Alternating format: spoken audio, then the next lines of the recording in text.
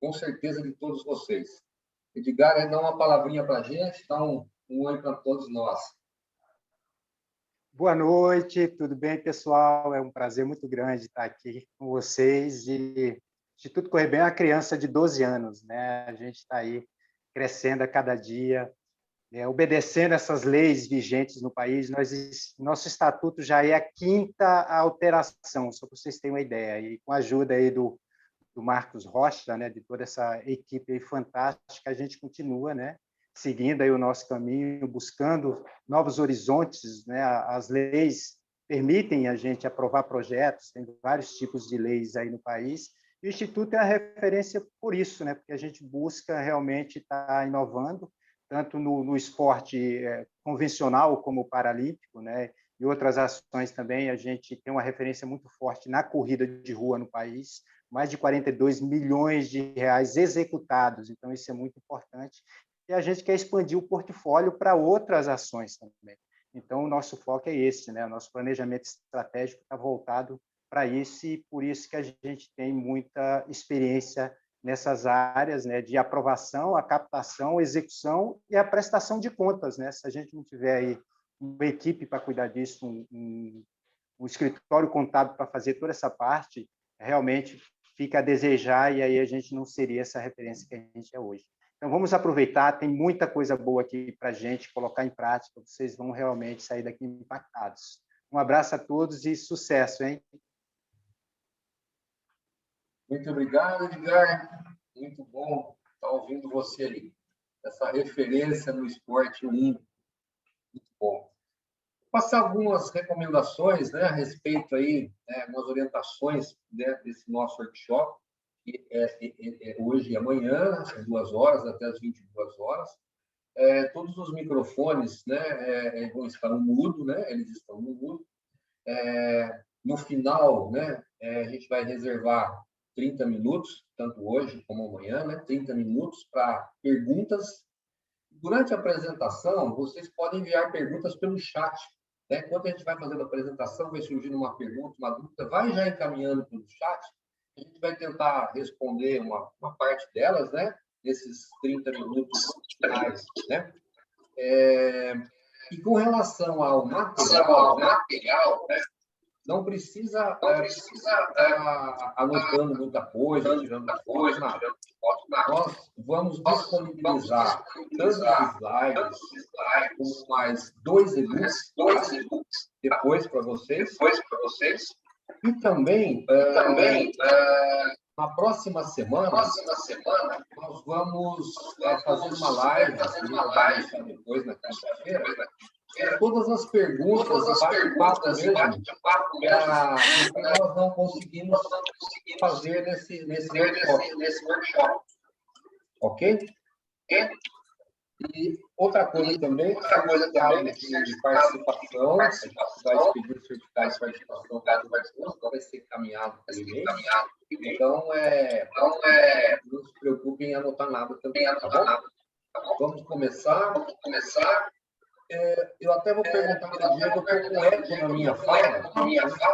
Vocês estão com eco também. Estão escutando eco? Sim, Marcos. Está com eco. Pode estar acontecendo aí. Você está com 2 computadores ligados? Não está, não.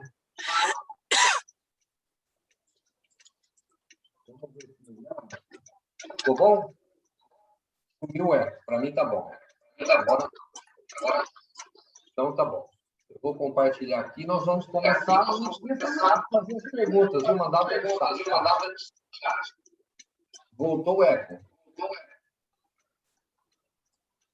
Eu vou tentar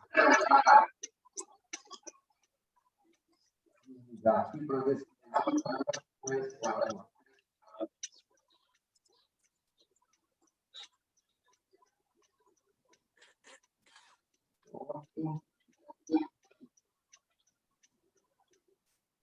Vamos ver se melhorou. Ficou bom? Ficou bom, né?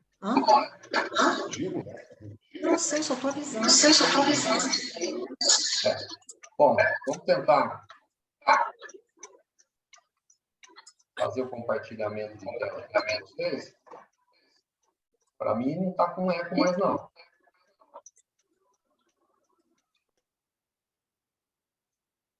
Pronto. Está compartilhada a tela, né? Vamos Sim, lá, então. está compartilhado. Vamos lá.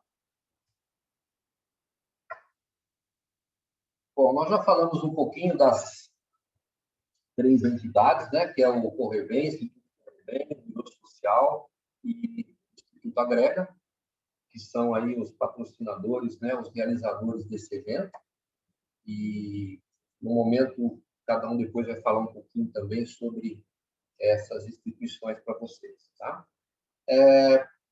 Nós vamos ver nesse workshop, né? O programa desse workshop, nós vamos ver sobre o esporte, o terceiro setor um pouquinho, as legislações do esporte, né? Que constam da Constituição Federal, a lei do esporte, a lei sobre a Secretaria Especial de Esporte, alguns conceitos fundamentais sobre associações, um roteiro para a constituição de associação esportiva. Vamos falar um pouco sobre estatuto social, sobre imunidades, isenções e vamos falar também, deixa eu voltar a minha tela aqui, sobre as rotinas administrativas das entidades esportivas, organograma e gestão, recursos públicos, as parcerias com as associações esportivas, certificações básicas das entidades esportivas, captação de recursos através de leis de incentivo e sobre projetos esportivos. Esse é a nossa programação desses 2 dias. Para a gente iniciar a falar um pouquinho sobre tudo isso, a gente tem que falar um pouquinho sobre esporte, né? A prática esportiva, né, ela é considerada algo muito mais do que apenas uma atividade física, um fator de qualidade de vida, ou mesmo de bem-estar. O esporte ele é capaz de unir as diferenças entre as pessoas, entre povos, cooperar muito no processo da inclusão social. Eu acho que a inclusão social tem como objetivo principal a democratização, quer dizer, é conseguir os mesmos direitos, as mesmas oportunidades para todas as pessoas, combater os preconceitos, abrir caminhos novos. São ações que permitem a participação da sociedade de maneira igual, independente de condição social, independente de condição física, de raça, educação, qualquer aspecto, né, que possa separar, rotular as pessoas, né? E o esporte é um elemento de mobilização social, é uma ferramenta para promover a cultura de paz, o incentivo à convivência democrática, estímulo de trabalho colaborativo e mesmo do respeito à diversidade, né? São muitos benefícios para quem pratica esporte. Não é só também uma questão individual, né, da própria pessoa, mas é uma questão coletiva quando a gente fala de esporte, né? É por essa razão que o esporte precisa ser tratado como um recurso no processo de educação. Ele completa, ele acrescenta valores na formação do ser humano, para formar um ser humano mais saudável, da infância até a idade adulta, né? Além dele ser essencial, né, para o desenvolvimento das pessoas, né, aquele desenvolvimento integral das pessoas, essa prática esportiva ela pode ser também um poderoso instrumento que estimula mudanças de convivência social. E não é de hoje que a gente enxerga a prática esportiva como uma grande janela de oportunidades mesmo, oportunidades para transformar pessoas. E é por isso que nós estamos aqui hoje, né? Todos nós estamos aqui justamente por esse motivo, né? Nós estamos aqui nesse workshop. Quando a gente fala em entidades esportivas, vem logo algumas questões para a gente, né? Entidades esportivas, o que são essas entidades esportivas? Associação, clube, empresa, ONG, né? tem muito essas dúvidas para a gente. E a gente sabe que dentro do terceiro setor, né, a associação é a mais comum, é o que mais a gente encontra nas entidades esportivas no formato associativo do terceiro setor. Mas podia ser uma empresa privada, com capital, com investidor, um clube, empresa, uma organização não governamental. Né? O que é tudo isso? A grande maioria das entidades esportivas se caracterizam como associação, estão caracterizadas como associação. E por isso que a gente tem que começar com alguns conceitos básicos mesmo. Né? E o conceito básico, quando a gente fala de uma associação, quando a gente fala de terceiro setor, é assim, por que terceiro setor? Né? Por que isso? Né? É que a sociedade é dividida em três setores, né? O Estado, o mercado e a sociedade civil. Isso aí, essa divisão vai impactar muito na formação da pessoa jurídica, né? Naquela classificação das pessoas jurídicas, na forma jurídica que ela é constituída. Aí nós temos lá, o primeiro setor é o governo, tá? E o que é, qual a questão, o que se trata, o primeiro setor? De questões de interesses públicos essenciais. Aí nós estamos falando de saúde pública, da educação básica, nós estamos falando aí de circulação de moeda, segurança pública, isso tudo está dentro do primeiro setor, que é o governo. E aí nós temos o segundo setor. O segundo setor é o mercado, que é justamente os interesses privados, individuais, tem finalidade econômica, tem finalidade lucrativa. Isso é o setor, a gente está acostumado a ver, a entender, a estar trabalhando mais com isso a sociedade. E o terceiro setor? O terceiro setor são as organizações da sociedade civil, né? Que tem interesses coletivos, que tem interesses maiores. Um minutinho só, pessoal.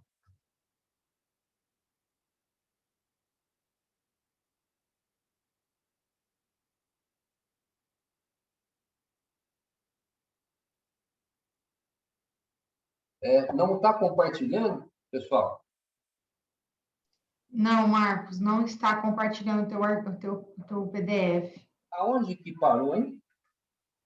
Não, você tá falando dos três setores econômicos, então você pode ir lá naquele slide do terceiro setor. Então, esse daqui não está compartilhando?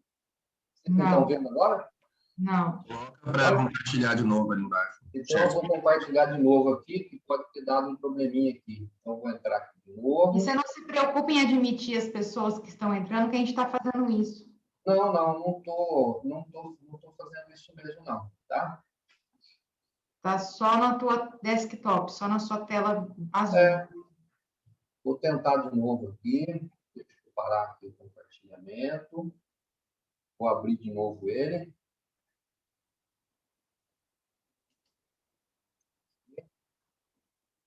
Aqui. Pronto, vamos tentar de novo aqui.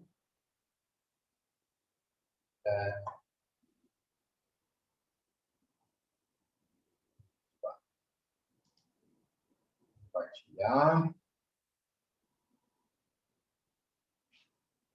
Entrou? Agora sim, põe na tacinha lá. Beleza. O slide atual. Tá dentro? Pronto. Perfeito. Perfeito aí? Três setores econômicos, pode dar continuidade. Maravilha. Então, vamos lá. Então, como a gente estava falando dos três setores econômicos, né? Nós temos aí o primeiro setor, que é o governo, interesses públicos essenciais, tá? O segundo setor, que é o mercado, que é aquele que tem os interesses privados, tem fins econômicos, tem fins lucrativos. E o terceiro setor, que a gente estava começando a falar, que são as organizações da sociedade civil, tá? Que os interesses são coletivos, não tem uma finalidade econômica, não tem o fim lucrativo. Mas esses setores, eles se comunicam, eles têm uma relação entre si, né? Eles não atuam individualmente. Então, nós temos, por exemplo, entre o primeiro setor, o governo, o segundo setor, que é o mercado, entidades que a gente fala até que são economias mistas. Por exemplo, o Banco do Brasil, a Embraer, né? Empresa Brasileira de Aeronáutica, são entidades de economia mista em que o governo também faz parte. Então, é um híbrido, vamos dizer assim, né? Essas empresas estão nos dois setores da economia. E aí nós temos, por exemplo, a Fundação Bradesco, a Fundação Roberto Marinho, várias entidades, algumas associações, que estão entre o mercado, que é o segundo setor, e o terceiro setor, que são organizações da sociedade civil.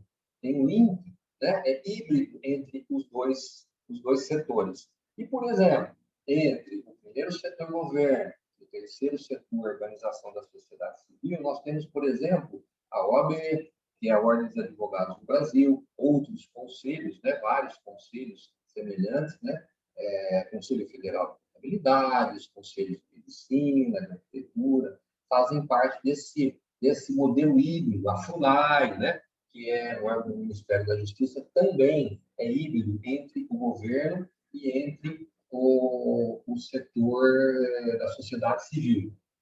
Esses três setores que caracterizam a sociedade.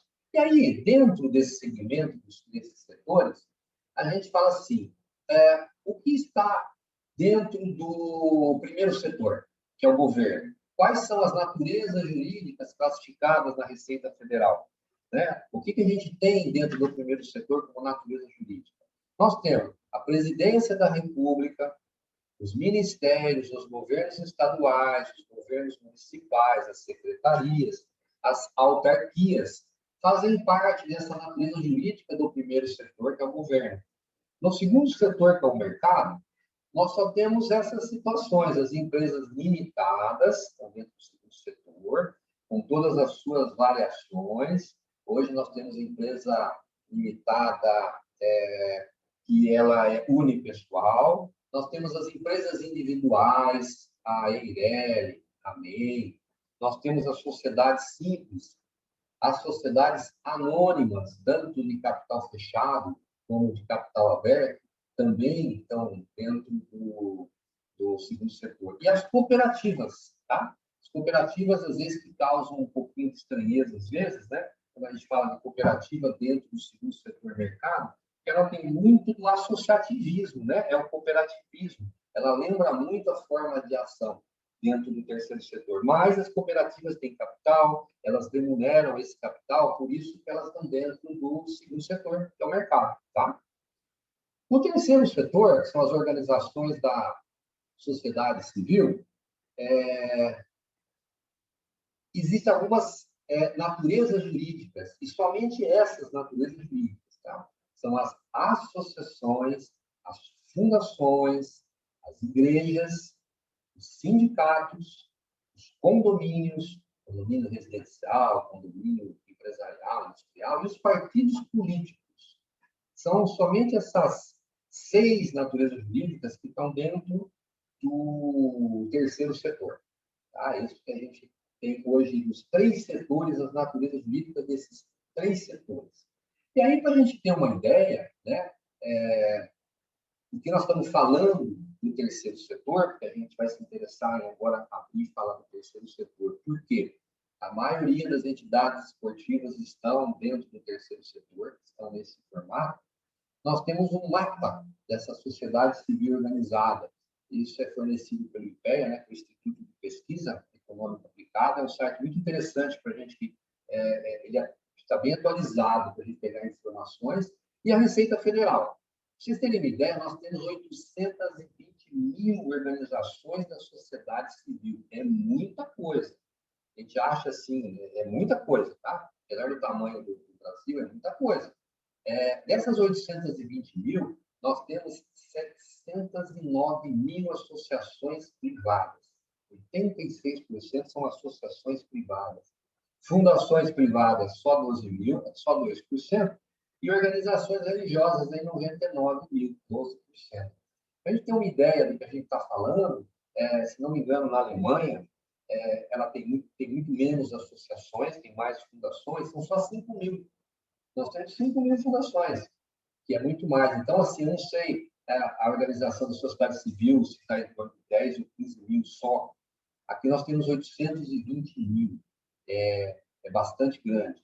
Tá? E a participação, né, no PIB quando a gente fala participação no PIB do terceiro setor, é gerador de receita, né? É gerador de produto interno bruto, é gerador de serviço, receita, de comércio. Nós temos, na Alemanha, perto aí de 25% a 30% do PIB alemão vem, né, é proveniente do terceiro setor, da entidade do terceiro setor. Né? Estados Unidos, nós temos 18% a 20% do PIB americano responsável pelo terceiro setor. Nós estamos falando de 20% do PIB americano, é muito dinheiro. No Brasil, nós estamos chegando agora a 5%. 5% do PIB. E olha que nós crescemos bastante. Da década de 90 para cá, mais de 250% nós crescemos no terceiro setor. Mas para a gente ter uma ideia. Em função, né, dessa grande quantidade, 820 mil, o que acontece em função dessa grande quantidade? A gente tem uma confusão muito grande em termos de denominação. Né? Você viu que dentro do terceiro setor, vocês viram, nós temos lá só 6 denominações. Então, as pessoas falam, e a ONG? Né? Tem ONGs, tem instituto, né? Instituto Exportação, Instituto Correr Bem, Instituto Agrega, Instituto virou social, Instituto Brasileiro de Negócios Sociais. Por que isso? Né? Aquela OCIP, alguns chamam de OCIP, Centro Esportivo, na verdade, são denominações, simples denominações. ONG, por exemplo, é uma denominação que virou quase sinônimo, né, de associação.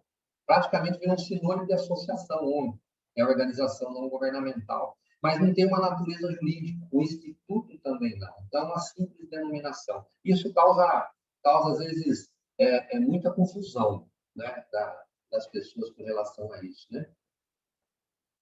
Aí vem uma pergunta, né? Por que as entidades esportivas, a maioria das entidades esportivas, elas são associação?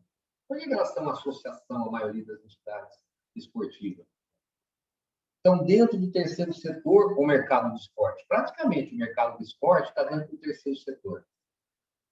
Se a gente for olhar, começar a perceber esse mercado do terceiro setor, é o que melhor representa, realmente, é o que melhor representa o esporte. Mas existem 2 razões principais por que isso acontece.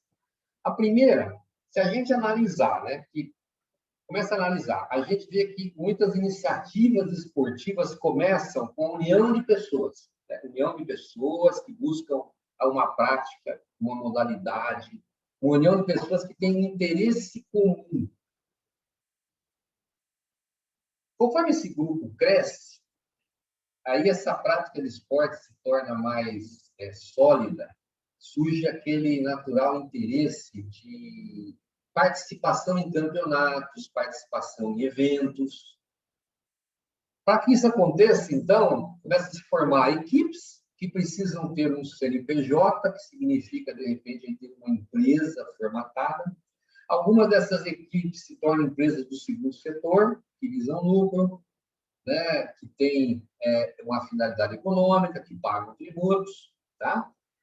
E o exemplo aí tem muitas academias, muitos clubes aí, muitas escolinhas, né, particulares que estão nesse formato. A gente vê que a grande maioria se tornam organizações do terceiro setor, porque o objetivo principal não é a lucratividade financeira, é aquele objetivo comum, aquele propósito comum, é a prática esportiva, é a diversão. Então, a gente percebe que esse é um dos primeiros motivos, né? E o segundo motivo, a gente entende assim que elas acabam sendo inseridas no terceiro setor, né? Porque a grande maioria, né? Porque o sistema esportivo brasileiro, ele é todo estruturado no terceiro setor. O sistema esportivo ele é todo estruturado. Por lei, né? O repasse de verba pública para executar projetos esportivos só é permitido para as entidades sem fins lucrativos, entidades do terceiro setor.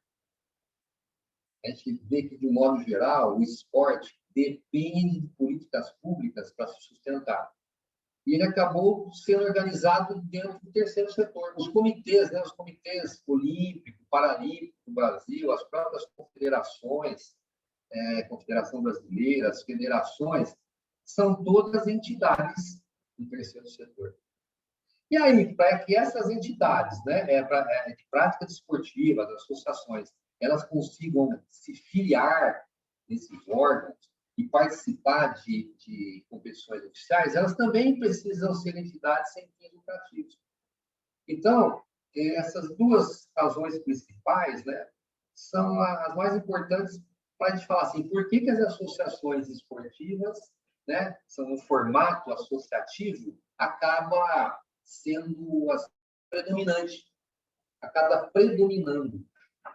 Esse é um dos motivos principais.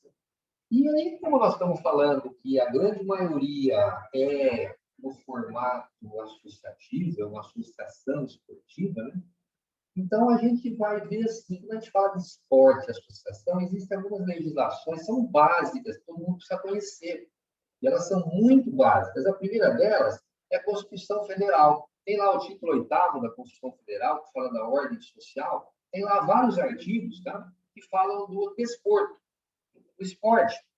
E, vamos dizer assim, é a partir daí que se começa a ter o restante das legislações. É a partir daí que se tem toda a legislação esportiva. Aí nós temos a famosa Lei 9.615/98, que fala das normas gerais do desporto nacional. Essa lei também, ela é importante a gente saber, nós vamos falar um pouquinho dela, né? Resumidamente, é fundamental. E também entender que hoje, né, a Secretaria Especial do Esporte, que é do Ministério da Cidadania. Essas três fontes de informação, para quem está trabalhando dentro da área esportiva, com organizações esportivas, com essas entidades, é fundamental assim, ter esse conceito, entender um pouquinho disso. Aí a gente vai ver um pouquinho, quando a gente fala da Constituição Federal, tá? Tem lá, a gente vai ver todos os artigos, eles não foram mencionados todos aqui, mas ali, resumidamente, fala que é dever do Estado fomentar essas práticas esportivas, né? Formais, as não formais, que é um direito de cada um isso, tá? É constitucional. E que existe uma autonomia dessas entidades esportivas, dirigentes, associações. Quando a gente fala da sua organização, do seu funcionamento, então, é a sua autônoma, né? Que também o Estado vai destinar recurso público, né, para a promoção do desporto educacional, alguns casos específicos para o desporto de alto rendimento. Está dizendo ali que o poder público vai destinar recursos públicos para promover isso. Faz um tratamento diferenciado também do desporto profissional, do não profissional, e proteção incentiva as manifestações esportivas de criação nacional.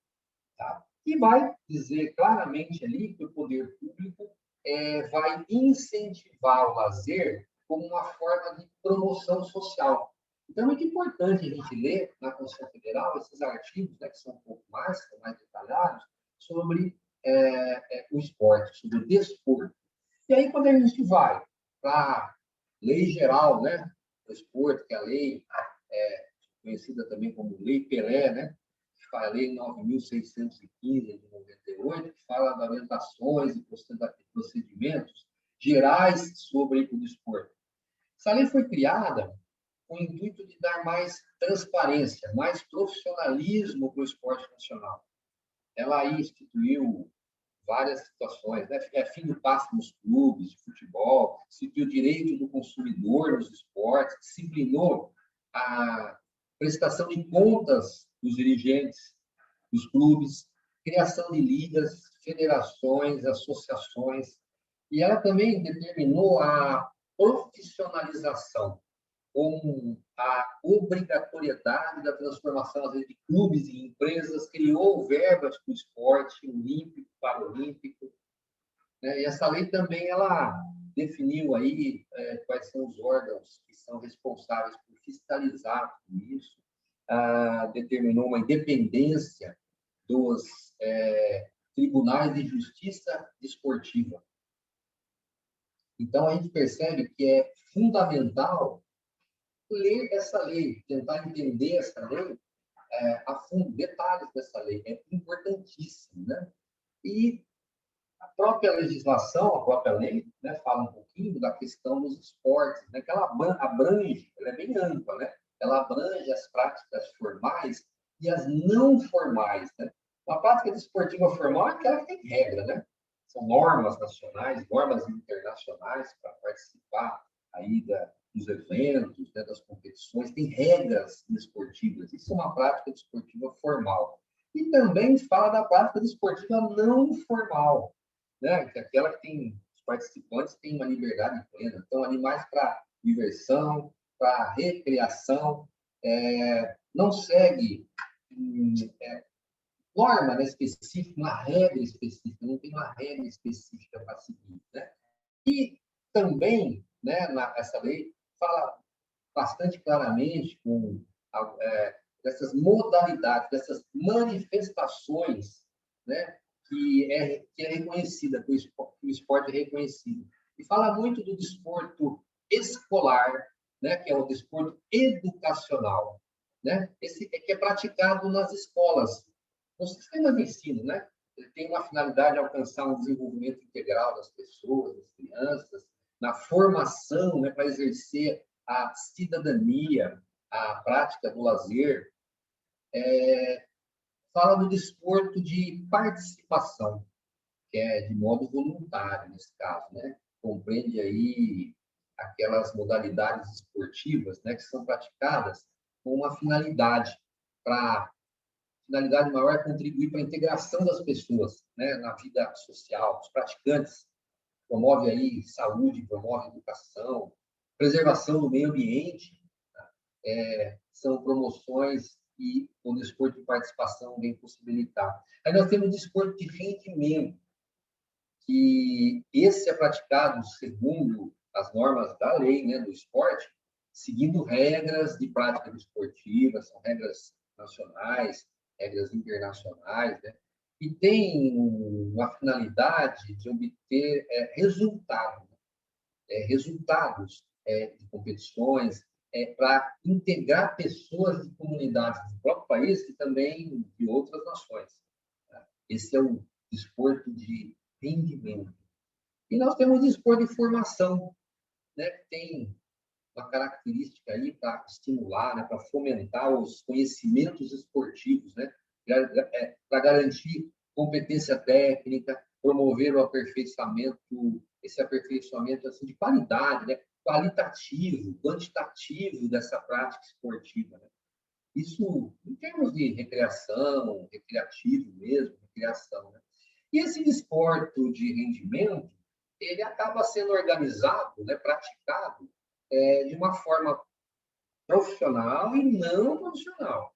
E aí a diferença está que o profissional é caracterizado por remunerar, é uma remuneração expressa, né, no contrato formal de trabalho, né, entre o atleta e aquela entidade, né, que pratica aquela prática desportiva. E o modo não profissional, né, é uma liberdade de prática, né? Não existe esse contrato de trabalho. Mas é permitido também receber alguns incentivos, tá? Materiais, patrocínio, né? Isso é algo que é permitido, né? Mesmo ele sendo de uma prática não profissional, tá? E a própria lei também fala do Sistema Nacional do Desporto.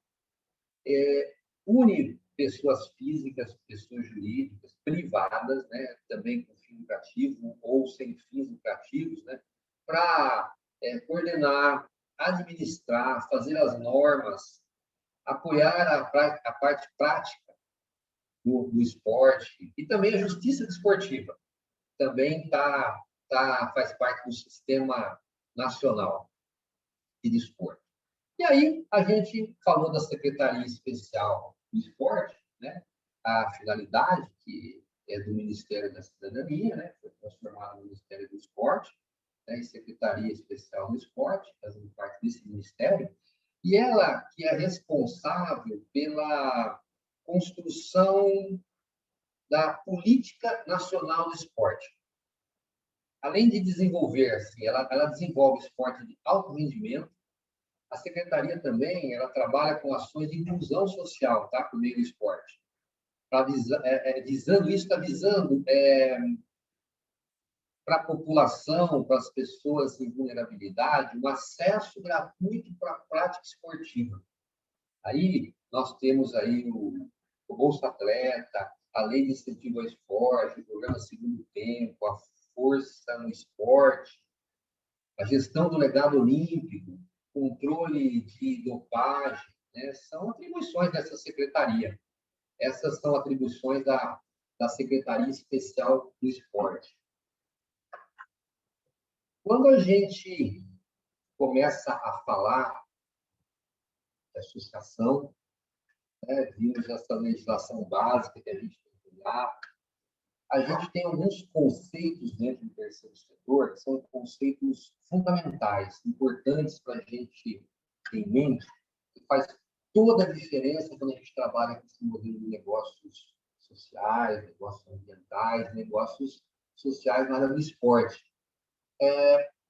Um conceito importante que a gente tem fala de finalidades e atividades. Parecem até que são a mesma coisa, mas elas são totalmente diferentes e importantes a gente ter essa definição. A finalidade, né, aquele propósito, motivo de existência daquela organização, a missão, o objetivo. A finalidade não é econômica, tá? Mas só que aquela instituição tem que ter atividades. As atividades são ações que vão gerar receitas. Então, a gente fazer um exemplo bem típico, né? Você tem uma associação esportiva de atletismo, por exemplo, tem a finalidade de promover o esporte educacional, a participação, o participativo. Essa finalidade é o motivo de existência dela, não é uma finalidade que tem fins econômicos. Mas para que ela sobreviva, né, não ficando somente em captar recursos, ela tem que ter, ou deveria ter, atividades para gerar receita. Por exemplo, né, ela poderia ter uma escola que fosse cobrada, né, um curso cobrado, uma escolinha que pudesse ser cobrada para aqueles que podem pagar. Ela vai prestar um serviço, ela poderia vender um material esportivo, né? Então, ela está gerando receita para cumprir com as suas finalidades. Então, é extremamente importante. E aí vem de encontro esse segundo conceito, né, que a gente fala dos fins lucrativos e fins econômicos. Né? No próprio Código Civil, lá no artigo 44, ele passou a distinguir as associações das sociedades. Né? E ela ali reconheceu a associação como uma pessoa jurídica que tem finalidade não econômica. Até hoje as pessoas ainda acabam falando muito em fins, finalidades não lucrativas, né? Associações sem fins lucrativos. Tudo bem, mas na realidade uma associação sem fim econômico. O Código Civil, que já não é novo, o Código Civil, que já não é tão novo assim, já nesse artigo 44 definiu bem isso, tá? A associação é sem fins econômicos e as sociedades têm o fim econômico. Essa é a grande diferencial. E aí, quando a gente fala, né, da atividade dentro do terceiro setor, as atividades esportivas, a gente vai de encontro à Constituição Federal, lá no seu artigo 6º, que é básico, né, que fala dos deveres do Estado, que é dever do Estado, como direito social, cumprir os direitos sociais. Fala que os direitos sociais são... Todo mundo tem direito social à educação, tem direito à saúde, trabalho, moradia, lazer, segurança, previdência social, proteção à maternidade, à infância, assistência aos desamparados. E aí a gente vai grifar onde está o esporte nisso aqui. Né? São direitos sociais, está ligado à saúde, está ligado ao lazer, está ligado à assistência. Porque nós vimos todo, quando a gente fala do desporto, né, que nós falamos as modalidades do desporto, está muito ligado a isso. Então, nós estamos dentro dos direitos constitucionais. E aí, dentro ainda da própria Constituição Federal, a gente vê outros artigos que mostram que a iniciativa privada se ela for constituída sem fins econômicos, cumprindo com algumas ações que são dever do Estado, ela passa a ter um direito de imunidade tributária. Ela passa a ter imunidade de tributo, imunidade e isenção de impostos. Está lá na Constituição Federal. Ainda na legislação da Constituição Federal, nós vemos lá no artigo 150, que fala isso que nós acabamos de falar da imunidade, né? E lá no artigo 150 fala que é vedado, é proibido, não pode a União, os estados, os municípios, o Distrito Federal, a instituir impostos sobre patrimônio, renda, serviços de partido político, inclusive suas fundações, né? Das entidades sindicais dos trabalhadores, das instituições de educação e de assistência social sem fins lucrativos.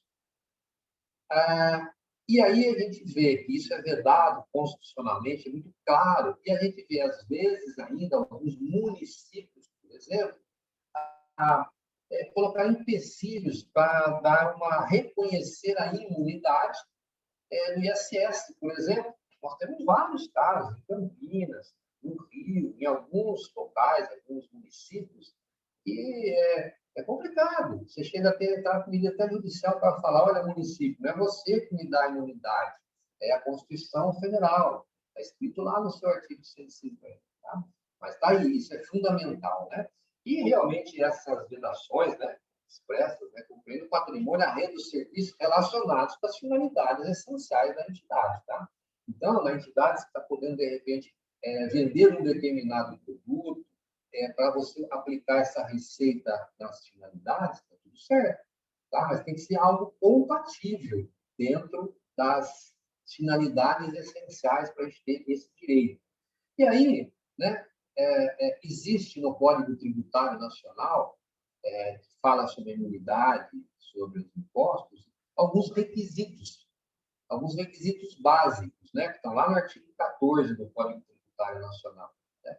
E eles são relativamente simples, né? É não distribuir qualquer parcela do patrimônio de suas rendas a qualquer título. Quer dizer, aquela instituição não pode distribuir em benefício, no sentido de lucro, por exemplo, para um associado.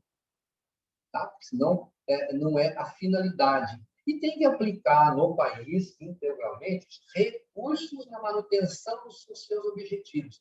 Aquilo que nós falamos lá, tem que aplicar as receitas, tem essa atividade de receitas, para a manutenção dos objetivos, das finalidades. Então, fica claro que isso é o básico para a gente ter essa imunidade, direito tributário. E manter a escrituração das receitas, das despesas, né, em livros próprios, né? Ainda fala em livros revestidos de formalidades legais, né? Ainda estava falando muito em livro, mas na realidade hoje é tudo eletrônico. Mas tem que manter essa estrutura para ter direito a isso. E aonde que nós temos para provar essa contabilidade? Existe uma norma brasileira de contabilidade das entidades esportivas do terceiro setor, tá? Que é a NBC 1019, né, que foi alterada pela ITG em 2002, que são das entidades sem fins de lucro. E se a gente olhar essa ITG, o computador vai olhar, ali mostra tudo que pode, os critérios, procedimentos, que natureza jurídica está dentro dessas atividades, quais são as atividades de entidades sem fins de lucro, de que maneira você vai classificar, vai contabilizar, vai prestar conta, tudo expresso nessa norma de contabilidade.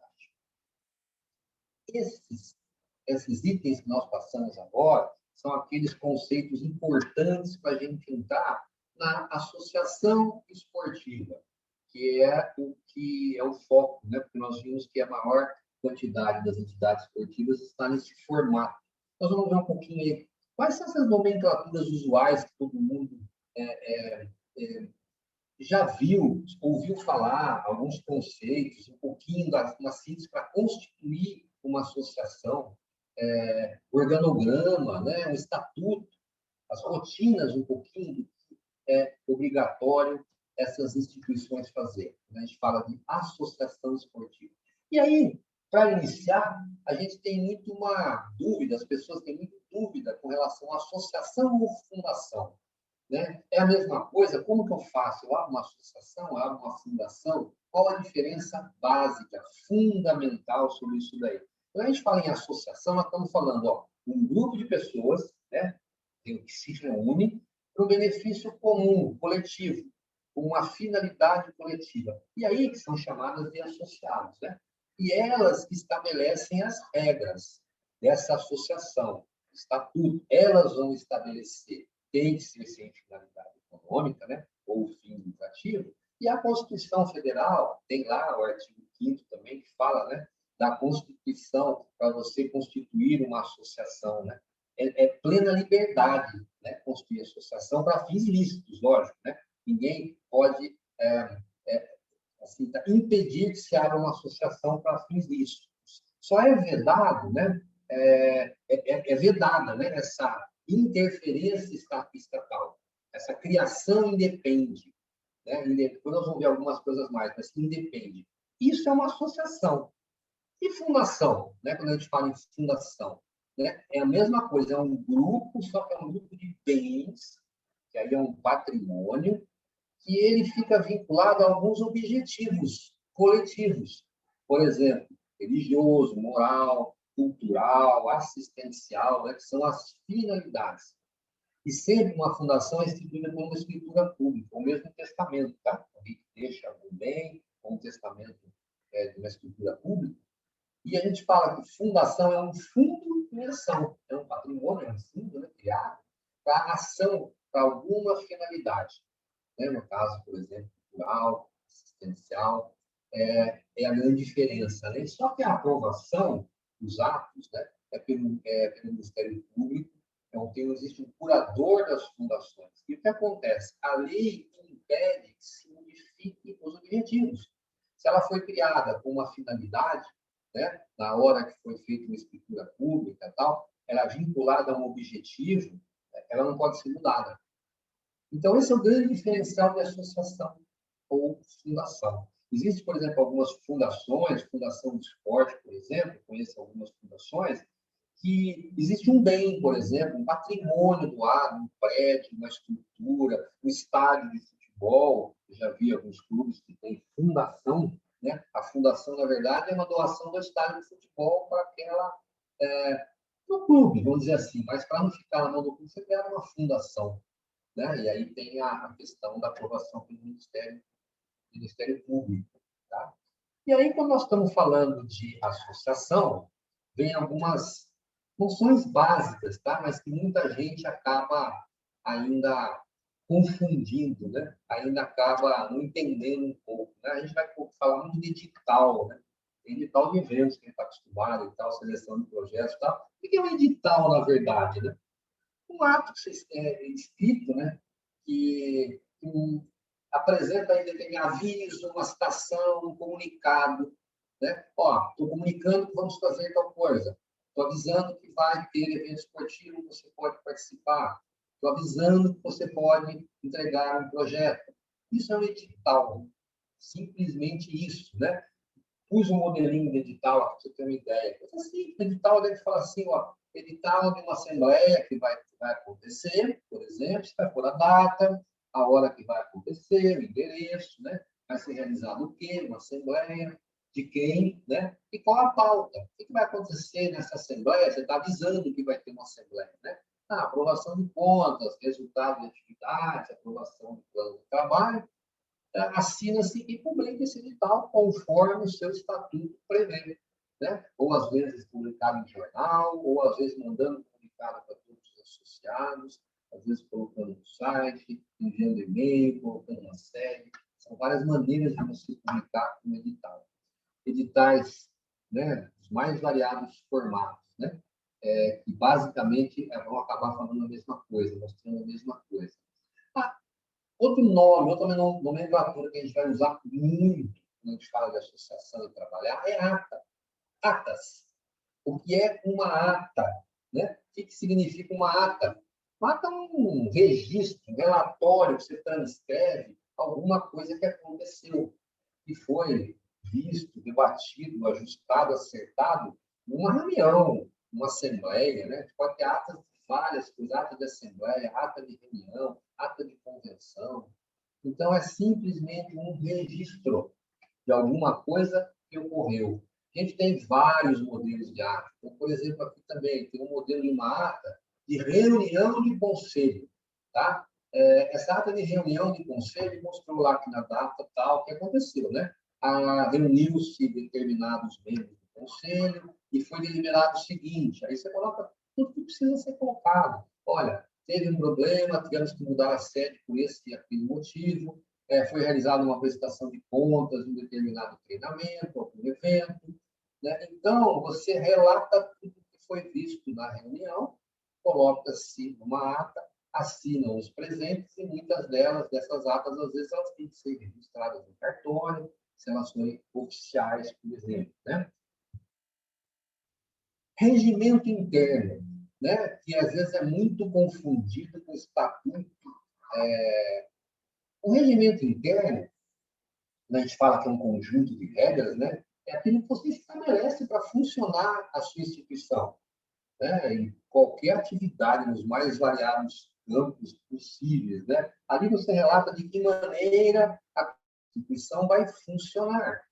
Às vezes, muitas coisas de regimento interno são colocadas até no estatuto já. Mas, além do estatuto, o regimento interno, vamos dizer assim, detalhe a mais. Vamos dizer assim, né? No estatuto, às vezes, você coloca lá que pode ser admitido um associado com uma comunicação interna, com uma solicitação na secretaria. Bom, você só põe isso no estatuto. Mas de que forma, né? Aí, no regimento interno, você vai detalhar, vai preencher uma ficha, vai ter que trazer quais documentos, se precisa ou não, você coloca as regras, né? E a gente fala modelo de regimento interno, nós temos um modelo de regimento interno que são verdadeiros estatutos, né? Que são, assim, super detalhados. Esse é um modelo de regimento interno aí, que é um estatuto, praticamente. E tem regimento interno que é uma folha, né? Um regimento interno que fala horário das atividades, materiais necessários, quem pode ou não participar, pronto, né? Regras estipuladas para você estar trabalhando dentro de uma instituição de esporte. Fala-se muito em assembleia. Assembleia, que é uma assembleia, reunião de pessoas que têm alguma coisa a discutir e vão deliberar sobre algum assunto. Isso é uma assembleia. Você pode ter uma assembleia geral, que são assembleias, né, obrigatórias, que a gente vai ver, assembleia geral ordinária, uma extraordinária, são reuniões para se resolver, que tem interesse comum, tem uma finalidade, vai discutir uma determinada ação. Isso é uma assembleia. Tá?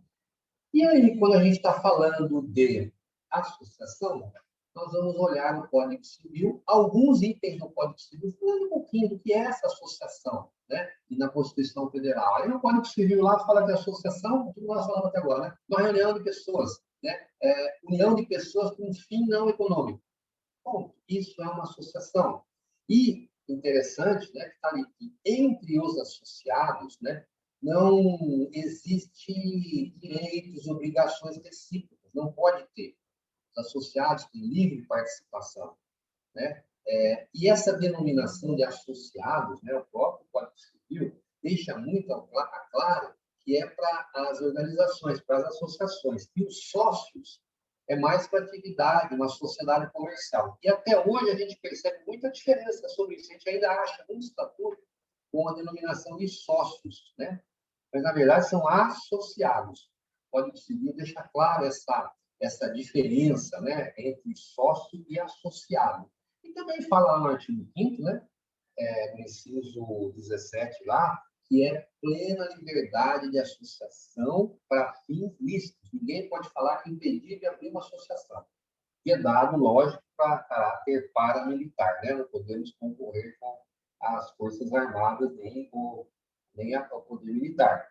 Para qualquer outro ato lícito, você tem liberdade plena para abrir uma associação. A criação de uma associação independe de autorização do governo. Olha que interessante, não depende da autorização do governo, né? São direitos fundamentais, tanto associação como cooperativas, tá? Independe e é vedado mesmo a interferência do Estado para funcionar. E a gente, às vezes, se depara com cartórios, né? Que parece que o cartório é que vai autorizar você a abrir uma associação, né? Ele, sim, deve, né, estar verificando aqueles itens importantes, necessários, básicos que tem que constar no estatuto, né? Mas não pode impedir que você funcione, te dá uma negativa por isso, né? Então, o Estado não pode interferir no funcionamento de uma associação, tá? Independe dessa autorização governamental, tá bom? Para você ter uma ideia da parte básica de legislação. E a relação jurídica entre os associados, né? Que até nós já falamos, né? Que não existe nenhuma relação jurídica entre os associados, direitos e obrigações entre associados. Somente os associados para com a associação. Tá? Direitos e obrigações, sim. A gente vai ver mais tarde aí com a doutora Fernanda, na questão dos estatutos, né? Esses direitos e obrigações. Só por decisão judicial pode-se suspender ou dissolver uma associação. No caso, uma decisão judicial, né? Compulsoriamente dissolvida, né? Você pode dissolver a qualquer momento, você pode encerrar as atividades, mas compulsoriamente ter as atividades suspensas é só por decisão judicial. Isso também está na Constituição Federal. E a liberdade da associação, né? Ninguém pode ser compelido, pode ser obrigado a se associar ou permanecer associado. É livre. A qualquer momento, o associado pode sair, pedir o afastamento, a exclusão. Então, é bem amplo esse direito. E aí, a gente entra naquele ponto que estamos falando de associação, a rotina para a gente constituir uma associação esportiva. O que a gente precisa fazer? Primeira coisa que a gente precisa fazer para constituir uma associação. Primeiro, né, lógico, elaborar uma minuta do estatuto. Né? Tem que ser discutido, depois vai ter que ser apresentado para deliberar numa Assembleia Geral, mas primeiro, elaborar uma minuta de estatuto. A gente vai ver daqui a pouquinho, doutora Fernanda, uma minuta de estatuto básico, o que tem que constar básico nesse estatuto. Tá? Primeira coisa, fez essa minuta do estatuto, o que a gente tem que fazer? Uma convocação dos associados para participar da Assembleia Geral de Constituição. Tá? É aquilo lá, vamos convocar as pessoas, vamos publicar no edital, vamos publicar um convite para que aquelas pessoas participem de uma Assembleia Geral que vai ser marcada por uma determinada data. Vamos marcar uma Assembleia Geral, fazer edital para tal data, falar naquele edital que vai acontecer, que é para constituir uma associação, qual a finalidade, e aí, reunião em Assembleia Geral, na data que foi definida em convocação, né? A quem estiver presentes, os associados, os associados fundadores, né? Aqui está como sócio, está errado, né? Associados fundadores, ali vai se definir, vai se aprovar o estatuto, que ali vai estar o endereço da associação, o nome, os cargos, a gente vai ver lá os conselhos, né? E essa definição toda é lavrada numa ata, aquilo que nós falamos, né? Uma ata que vai conter todas as deliberações, né? O estatuto aprovado, os membros eleitos que vão integrar cada órgão interno, a sede definitiva ou mesmo provisória da associação, tem que constar nessa ata que está relatando o que ocorreu na Assembleia Geral de Constituição. Elaborou essa ata, né? O mínimo, né, tem que ter 2 vias, pelo menos em 2 vias. Ela deverá ser assinada por todos os associados fundadores, tá? Acompanhada aí da lista de presença, né? Com o nome de cada um do associado, a qualificação completa, né? Número, profissão, estado civil, endereço, a qualificação completa, né? Anexar essa ata de constituição, o estatuto que foi aprovado também em 2 vias, e aí, no caso, o estatuto assinado pelo presidente da associação e com visto do advogado, assinado com o advogado, registro no AB, tá? Anotando seus documentos e tal. esse procedimento inicial para que se leve essa documentação, de presença, a ata e o estatuto para registro no cartório de registro de pessoas jurídicas da comarca, né? Aonde pertencer, né? Eu não posso registrar uma associação, por exemplo, abrir uma associação na cidade do Rio de Janeiro, ela está com sede no Rio de Janeiro, e vou registrar no cartório em São Paulo, né? Não, ele tem que registrar na sede, nem no município vizinho, né? Não é nem outro estado, não, né? Abrir no Rio de Janeiro, eu não posso registrar em São João do Meriti, né? Que são cartórios de registro de pessoas jurídicas diferentes, tá? Registrado no cartório, né? Hoje tem já está muito sincronizado, né? Cartório com viabilidades de CNPJ da Receita Federal. A gente faz um cadastro nacional da pessoa jurídica, que é o CNPJ do Ministério da Fazenda, tá? E aí é importante definir, junto com a contabilidade, muito importante, faz todo o diferencial, nós vamos falar isso depois, mais tarde, são os códigos nacionais de atividade econômica. Então, esse estatuto vai contemplar quais serão as atividades, as receitas que vão constar nesse CNPJ, tá? Qual que é a atividade principal, quais são as secundárias, para que depois possa ter algumas outras distinções. E, por exemplo, se ela vai prestar serviço, deveria, depois de tirar o CNPJ, ela tem que cadastrar na Prefeitura Municipal, tá? Onde vai desenvolver aquelas atividades, onde vai prestar serviço, vai tirar uma inscrição municipal, tá? E logo após essa inscrição municipal, solicitar um pedido de reconhecimento de unidade, porque não deve recolher esse tributo. Na verdade, nenhum tributo nenhum imposto, tá? Então, cadastra no município, mais uma hora de funcionamento, aí como uma empresa normal. Aí vai ser algo de uma maneira bem comum. E se ela vai desenvolver alguma atividade, por exemplo, de venda de produtos, tá? Ela vai ter que ter uma inscrição estadual, na Secretaria da Fazenda Estadual, porque ela vai estar sujeita à legislação do ICMS. Ela precisa tirar uma inscrição. E aí muitas pessoas também perguntam, falam, né, que a gente não pode vender produto numa associação, né? Não é permitido isso, né? Também é um grande erro. E precisa ter uma inscrição estadual, vai emitir nota de venda, inclusive, tá? Diferente da gente vender um bazar de doação, mas se ela praticar a venda habitual, ela vai ter uma inscrição estadual, tá? E, no caso, né, de algumas associações necessitarem de algum órgão de classe, está vinculado a algum órgão de classe, o que é esse órgão de classe? São associações de saúde que vão prestar serviço de saúde, está vinculada ao Conselho Regional de Medicina, a administração bem formal também tem que estar vinculado, né? E alguns registros de classe, mas muito importante, algumas atividades que necessitam, né? Aí nós vamos ver, por exemplo, na área esportiva, na área do esporte, algumas necessidades, algumas certificações. Não chega a ser bem um registro em órgão de classe, mas umas certificações. Feito isso, nós estamos com uma associação constituída. É só isso para constituir uma associação, tá? E aí nós vamos ver com relação à parte de estatuto, né? Principalmente agora, falar do estatuto, falar das imunidades, falar das diferenças, para que a gente possa constituir essa associação e comece a dar andamento nisso, tá bom? Então, aí eu vou chamar aqui a doutora Fernanda Soares Hortolã, vou parar aqui meu compartilhamento e vai dar essa continuidade, vai se apresentar para vocês, ela faz parte aqui do Instituto Brasileiro de Negócios Sociais, e vai dar essa continuidade com vocês. Tá bom? Falamos mais tarde. Boa noite a todos.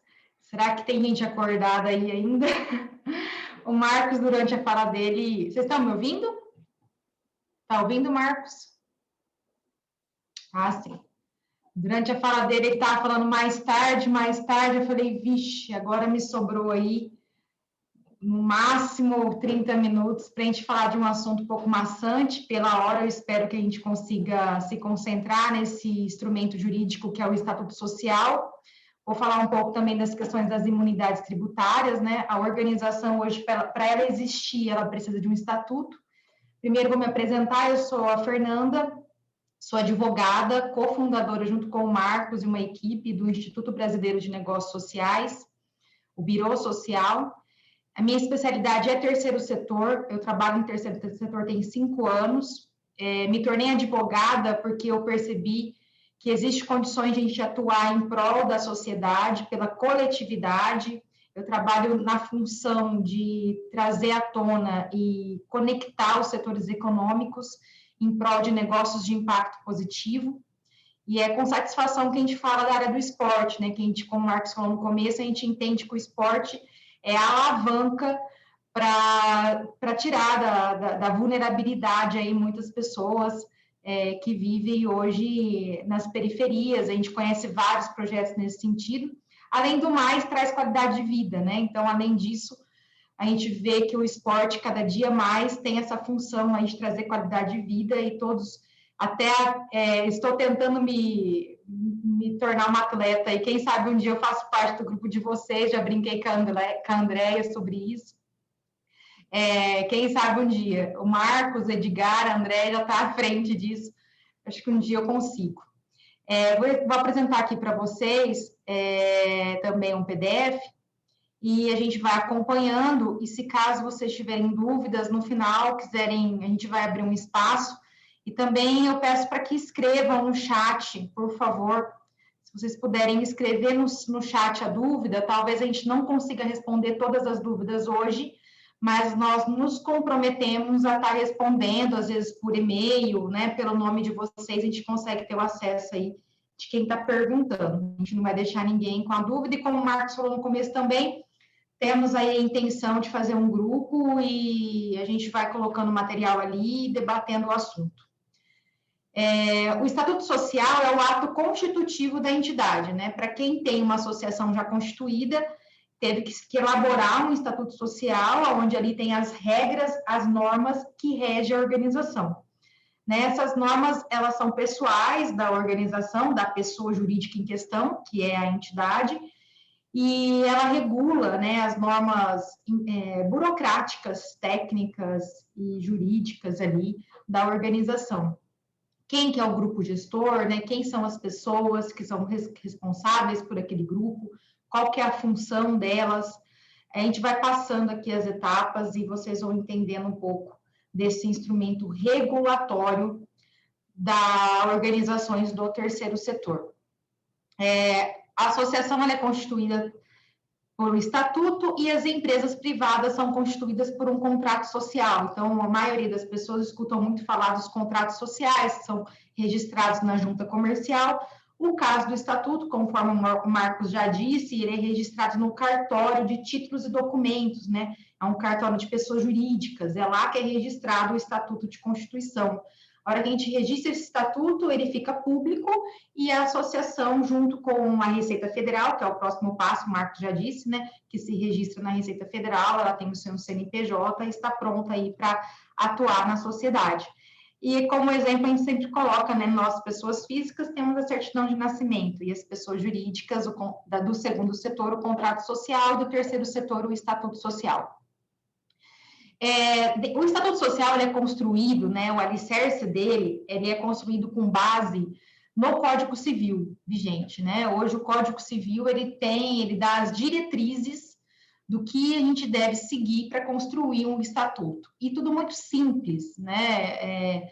A gente traz quanto mais simples o instrumento, mais objetivo, ele tem mais eficácia nos órgãos que controla, né, os órgãos de Receita Federal, prefeituras, projetos, até o próprio cartório fica mais fácil de entender. A gente a gente tem sempre uma estrutura muito clara com esses requisitos, né? A denominação a gente tem que escolher o nome, né, dessa entidade, a finalidade que ela existe, né? A natureza dela em si, que ela é uma associação sem finalidade econômica, o endereço dessa sede, quanto tempo que ela deve existir, né, se ela o prazo dela de existência, os requisitos exigidos para admissão, demissão e exclusão de associados. É importante já dizer que uma associação, ela só é associação porque ela tem associados, né? A gente conhece associações aí que tem 20 anos de constituição e não existe associados nela, né? Então, a gente tem que trazer um quadro de associados práticos, onde a gente tem esse associado próximo à entidade. Direitos e obrigações dos membros, componentes, fontes de recursos financeiros. A maioria da entidade não entende que ela pode ter uma fonte de recurso, como o Marcos já disse, né? A nossa função do Birô Social, inclusive, é instruir, né, a capacidade dessa pessoa jurídica em gerar os seus próprios recursos. O modo de constituição e funcionamento dos órgãos deliberativos, né? Os órgãos deliberativos são os gestores, os gerentes gerais, né? Os secretários, tesoureiros, aqueles que vão gerir esse negócio social, né? Que a gente chama de negócio social, essa associação. Representação ativa e passiva da entidade em juízo e fora dele, né? Quem representa a entidade, na maioria das vezes, é o presidente. Condições de possibilidade de alteração do estatuto, como ele pode ser alterado? Essa informação deve ser contemplada no estatuto. Causas de dissolução da entidade, por quê, quando, como ela pode ser dissolvida. E aí, aqui tem as finalidades, né? Gente, eu estou indo um pouco rápido, eu sei, são assuntos muito maçantes, eu quero dizer assim, que a gente pretende estreitar a relação entre todos que estão aqui, com muita satisfação, eu sei que é um assunto que as pessoas clamam por essas informações, né? A gente tem condições de propor para vocês outros encontros, até com uma carga horária maior, é função nossa fazer isso, e eu acho que a gente pode marcar isso logo. Aqui, as finalidades, o Marcos já falou um pouco, as finalidades é aquilo que não é uma atividade, que uma finalidade não econômica, né? A finalidade é onde ela tem o objetivo, o social, a coletividade, né? Então, aqui nós colocamos alguns exemplos, né? Desenvolver programas e projetos de assistência e inclusão social voltado ao desporto educacional, de participação e rendimento e de formação e modalidades esportivas. Aqui é um tipo de finalidade que você vai ler e vai falar assim, não, mas como que eu vou fazer isso, né? Aí é a atividade econômica que vai ser realizada, gerada para fazer essa finalidade. Então, essa finalidade é aquele objetivo, o escopo central de existência da associação. Costumo dizer que uma associação é constituída por pessoas, na maioria das vezes, com um cunho filantropo, né? A pessoa já nasceu com esse viés de filantropia. Então, ela idealiza, ela tem um sonho de impactar vidas, de transformar realidades, e aí ela tem vários requisitos para colocar nesse artigo das finalidades. Ela consegue levantar muitas coisas, ela consegue dizer assim, eu quero transformar vidas, eu quero impactar pessoas, eu quero desenvolver o esporte com excelência, trazer atletas de alto níveis, é aí nessa parte que se coloca esse sonho, essa idealização, né? A gente costuma ter alguns pontos específicos aqui que a gente coloca sempre em relação a trazer assistência social por meio do esporte, né? Esporte de alto nível. Aí a gente vai, nas finalidades, a gente entende de fato a existência, o motivo da existência da entidade. Aí as atividades, né? As atividades econômicas. No estatuto que o Birô Social faz, que nós do Birô construímos, a gente até facilita a vida da Receita Federal, a gente costuma dizer, né? E isso pela experiência, a experiência vai nos deixando craque nisso. Hoje a gente termina um artigo que a gente fala das finalidades não econômicas, a gente abre um artigo falando das atividades econômicas, né? Inclusive a gente coloca o número dos quinais, porque é uma forma, inclusive, de a gente mudar conceitos, quebrar paradigmas, de que a entidade não pode gerar receitas, a entidade não pode prestar serviço, a entidade não pode comercializar produtos. Então, quando a gente traz um estatuto, nele a gente coloca lá, prestar serviços de treino e capacitação profissional, prestar serviços e coloca o número do CNAE, inclusive, para depois o contador conseguir lançar esse estatuto na Receita Federal e gerar já o CNPJ com esses CNAES aparecendo. Inclusive, a parte de esportes, escolas, a gente fez escolas de natação, escolas de corrida, né? Promover eventos esportivos, a gente costuma colocar essas atividades dentro do próprio Estatuto Social. E aí, importante dizer já, de um capítulo dentro do Estatuto, que a gente também coloca sobre as receitas. Quais são as fontes de receitas da organização? Então, aqui vale a pena ler para vocês também irem imaginando a associação a qual vocês trabalham, que vocês estão ligados, ou que vocês pretendem constituir, quais são as fontes de receitas que ela pode vir a ter, né?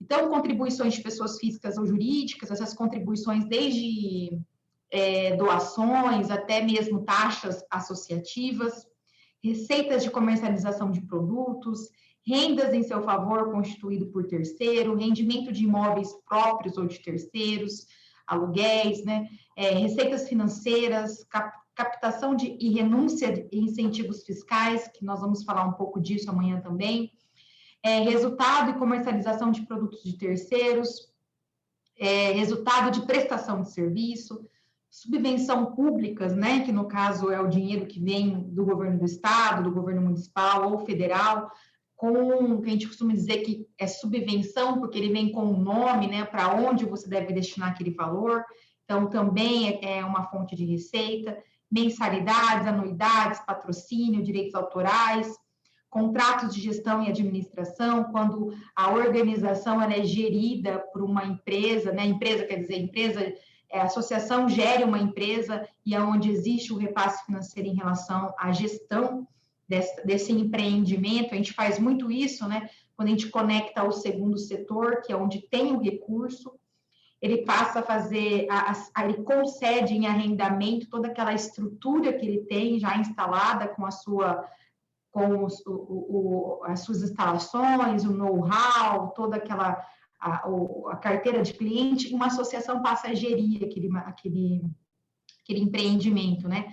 E ela passa a ter esses contratos de gestão. Conversão de multas sociais, termos de que as TACs, né? Termos de colaboração e fomento. Então, aqui há um pouco de fontes de recurso aí, de receitas, que são receitas de uma associação.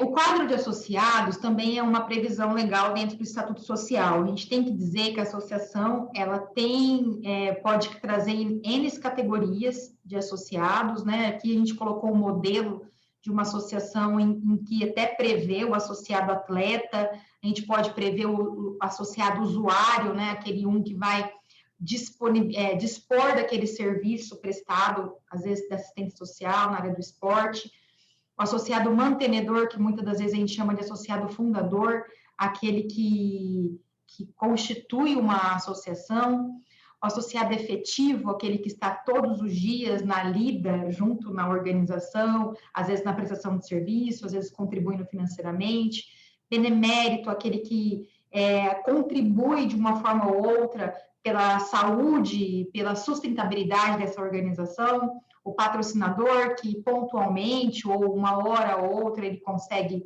fazer um patrocínio, o institucional, que seria outras organizações sociais, ou até mesmo organizações do segundo setor. A gente prevê sempre um leque, né, chama quadro de associados, né, em que ali existe quem são essas pessoas e quais são os direitos, deveres, responsabilidades e obrigações dentro da entidade.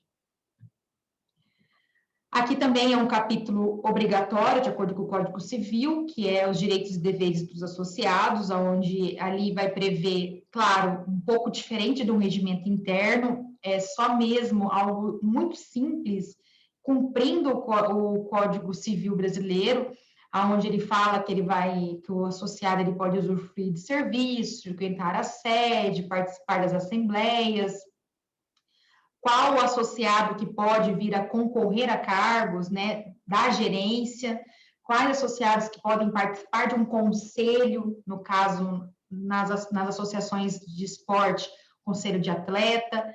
Então, a gente traz aí os direitos e os deveres desses associados dentro do Estatuto Social. E aí, junto com os deveres, é importante dizer que junto com os deveres e direitos também tem as questões punitivas, né? Dentro do Estatuto a gente regulamenta se caso ele causar alguma fraude, se caso ele venha a não exercer sua função como associado, se caso ele colocar em jogo a própria finalidade do Estatuto, qual pena ele vai responder e como excluir esse associado desse quadro. Também é importante considerar isso dentro do Estatuto. E aí os órgãos administrativos, né? Isso é muito importante. A gente sempre tem várias denominações, cada entidade traz um nome aí, tem gente que chama de presidência, tem gente que chama de diretoria, tem gente que já chamou de conselho geral. A gente tem um nome muito específico, que no caso dos órgãos gestores, a gente chama de conselho de administração e conselho fiscal, entendendo sempre que a Assembleia Geral é algo soberano. Mas quem pode participar da Assembleia Geral? Aqueles associados que estão devidamente revestidos das suas responsabilidades, registrados em ata, né, que participam da associação. E aí a Assembleia Geral é o órgão soberano. No caso das associações de esporte, a gente prevê sempre o Conselho dos Atletas, com direito a voto ou não, aí depende de cada entidade, né? O Conselho do Atleta a gente sempre prevê que esse conselho tem a função de promover os projetos, né? Até redundante, mas no sentido de trazer à tona assuntos vinculados à sua categoria, né, de esporte, promover ações de impacto positivo no meio do esporte, trazer interação entre a diretoria, a secretaria executiva e esse conselho que vai aí promover a função social da entidade. A Secretaria Executiva, ele é um órgão de gerência, é um órgão em que ela não tem direito a votos, ela não é um órgão de gestão, ela não está ali à frente, não responde, mas membros desses conselhos de administração do Conselho Fiscal podem fazer parte de uma secretaria executiva, que a Secretaria Executiva, ela põe a mão na massa, ela executa a atividade, ela gerencia a associação. Ela tem um departamento, a Secretaria Executiva, inclusive, tem o seu organograma, onde tem lá o Departamento de Responsabilidade Social, o Departamento Desportivo, o Departamento de Marketing, o RH, né, o Departamento de Serviços, aí a gente traz todas as funções dentro no organograma que fica dentro da Secretaria Executiva. E aí eu acho que o Marcos já falou um pouco das Assembleias Gerais. As Assembleias Gerais, elas são obrigatórias dentro de uma associação, tá? Não tem como existir uma associação e não ter Assembleia Geral, porque na Assembleia Geral, inclusive, é discutido os assuntos pertinentes a cada Assembleia, e a Assembleia Geral é uma forma de deixar público, porque a associação sem finalidade econômica, ela usufrui de benefícios fiscais e tributários, em que, inclusive, ela tem que prestar contas, às vezes, para o governo federal, estadual, municipal, até mesmo para o seu patrocinador, os seus stakeholders, e ela precisa documentar todos os seus atos. O grupo gestor, ele não pode tomar decisões apenas numa reunião comum e não documentar. É claro que não é tudo, mas grande parte das pautas aí, né, de quando se fala, inclusive, de recursos financeiros, de plano de trabalho, a gente tem que chamar a Assembleia Geral. Então, a Assembleia Geral, geralmente, a Assembleia Geral ordinária ocorre uma vez no ano, a gente sempre coloca aí, no máximo, entre os 5 primeiros meses do ano, no máximo, eu gosto muito da Assembleia Geral quando acontece no mês de março, aonde o grupo gestor vai apresentar as contas do ano anterior, para aquele grupo aprovar, né, trazer a transparência, anexar o balanço financeiro e contábil, junto, inclusive, dessa ata. A GO serve para eleger membros e também aprovar o plano de trabalho do ano vigente, né? Hoje mesmo eu ajudei a construir uma ata em que está sendo feito tudo isso, mais um pouco. Claro, a gente aproveita o início do ano para colocar os assuntos aí em relação a empréstimos, financiamentos, adesão do governo federal em planos em relação à pandemia. Muitas organizações tiveram que fazer isso, né? Fazer empréstimos para pagar a folha de pagamento. Então, às vezes, nem todos os associados estão por dentro disso, porque cabe ao Conselho de Administração e o Conselho Fiscal a deliberar, junto com a Secretaria Executiva, a deliberar diariamente esses assuntos, mas esses assuntos devem ser homologados e deliberados em Assembleia Geral. E aí é extraordinário para deliberar qualquer assunto aí que for de interesse, que for importante. Inclusive, a reforma do estatuto é feita dentro de uma Assembleia Geral, discutir a respeito de vendas e compra de bens, a própria dissolução da associação, a exclusão de associados, ou então a advertência de um associado, é tudo feito dentro da Assembleia Geral extraordinária. E ela pode ocorrer a qualquer tempo, oportunamente aí durante o ano. Aí o Conselho de Administração, conforme o estatuto que nós construímos aqui, porque também essas nomenclaturas de escolha aí do grupo, a gente pode alterar conforme a vontade, mas o Conselho de Administração, a gente aconselha que seja de, no mínimo, 4 membros, onde ocorra o presidente, o secretário, o tesoureiro e o suplente. E esses 4 membros geralmente têm um mandato aí de 3 até 5 anos, depende muito, né, do projeto em si. Na hora que a gente vai construir um estatuto, é importante dizer que a gente primeiro vai entender o projeto, entender a função dele, o escopo dele, o que ele quer atingir, para depois construir o estatuto, tá? O estatuto sempre, ele nasce depois de uma consultoria pontual, entendendo o projeto em si. E aí o presidente sempre responde pela entidade, né? E geralmente também tem direito a esse grupo a ter a reeleição dele. É claro que a gente pede coerência para que esse grupo saia e entra outras pessoas com o passar do tempo, mas ele pode ficar aí 2 mandatos, não existe nenhum problema. E compete a esse conselho representar a associação. Esse conselho responde judicialmente pela associação, no caso da pessoa do presidente. O tesoureiro, ele assina cheques junto com o presidente, ele assina, ele tem a conta bancária da associação, aparece toda a qualificação dele lá também.